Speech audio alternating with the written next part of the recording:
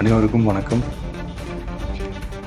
ஒரு 20 வயசு இளைஞராக இருக்கும்போதே புரட்சித் தலைவர் எம்ஜிஆர் அவர்களை நம்பி அவங்களுடைய மன்றத்தில் சேர்ந்தவர். அந்த சின்ன வயசுலேயே எம்எல்ஏ என்ற ஒரு பெரிய பொறுப்பை ஏற்றவர். அதுக்கப்புறம் அவருடைய அந்த பயணத்தில் அந்த இயக்கத்தின் இருபெரும் தலைவர்களுக்கு ஒரு பெரிய நம்பிக்கைக்குரியவராக அரசியல் களத்தில் இருந்தவர்.